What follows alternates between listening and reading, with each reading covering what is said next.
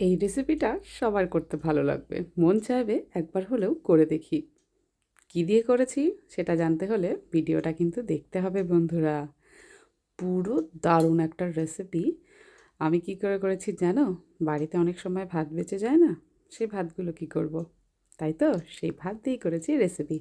দেখো ভাতটাকে আমি জল ঝরিয়ে নিয়েছি প্রথমে। পুরো একদম ঝরঝরে করে নিয়েছি। তারপরে এই দেখো মিক্সিতে হালকা একটু পেস্ট করেছি, মানে দানা দানা একটু থাকবেই, পুরো মিহি পেস্ট হবে না। তো পেস্টটা প্রথমে নিয়ে নিলাম ভালো করে, তারপরে এবার এর মধ্যে একে একে ময়দা দিলাম, তোমরা কর্নফ্লাওয়ারও দিতে পারো, পেঁয়াজ কুচি, আর একটু শীতকাল তো সেই জন্য একটু পেঁয়াজ কলিও দিয়ে দিলাম, একটা কাঁচা লঙ্কা, আর ধনেপাতার গন্ধ তো কী বলবো, অসাধারণ। আর স্বাদের জন্য অবশ্যই নুন তো দিতেই হবে, মাস্ট, তাই না? আর একটু করে আমি বেকিং পাউডার দিয়েছি। দিয়ে এবার সুন্দরভাবে এটাকে মেখে নিতে হবে, কোনো রকম জল ছাড়াই। দেখো কত সুন্দর হয়ে গেল। এইবার হাতে সামান্য একটু সর্ষের তেল নিয়ে নিয়েছি, নিয়ে এটাকে দেখো প্রথমে এতটুকু অংশ নিয়ে নিলাম।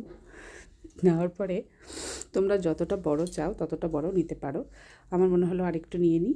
নিয়ে এবার এটাকে ঠিক এরকম গোল করার পরে এই যে একটু চ্যাপ্টা করে এরকম আঙুল ঢুকিয়ে দিলে দেখো কি সুন্দর দেখতে হয়ে গেল না? খুব সহজেই হয়ে যাবে, আর খেতেও ভালো লাগবে। আর যে জিনিসটা দেখতে ভালো লাগে সেই জিনিসটা খেতে কিন্তু দারুণ লাগে, তাই না বন্ধুরা? কিছুই না, খুব সিম্পল প্রসেস। দেখো একটু চ্যাপ্টা করে শুধু একটা আঙুল দিয়ে ফুটো করে দাও। আমার তো খুব সুন্দর লাগছিল যখন আমি এরকম করে করছিলাম। দেখো একে একে সমস্তটা করে নিলাম আমি। তো তোমরা এখন থেকে আর চিন্তা করো না ভাত যদি বেশি হয়ে যায়।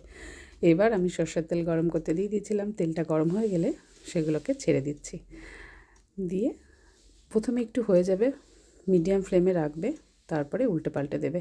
তাহলে দেখবে একটুও লেগে যাবে না, ভেঙে যাবে না, কিচ্ছু হবে না। খুব সাবধানে সুন্দরভাবে হয়ে যাবে। আর যেহেতু এগুলো ভাত, ভাত তো মানেই তো চাল, তো একটু দেখবে মচমচে হয়েই যায়।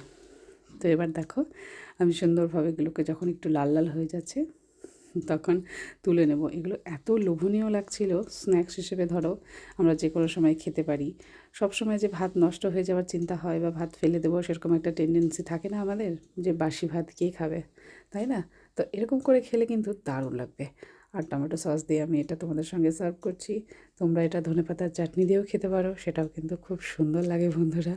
অ্যাকচুয়ালি টমেটো সসটা আমি বাড়িতে বানিয়েছিলাম, সেজন্য এটা দিয়ে সার্ভ করে দিলাম। এত লোভনীয় হয়েছে কি বলবো। দেখো আমি একটু ভেঙেও দেখাচ্ছি। এখন মানে একটু গরম আছে সেই জন্য, ঠান্ডা হলে এটা তো মানে আরও মুচমুচে, বেশ দেখো কতটা সুন্দর হয়েছে।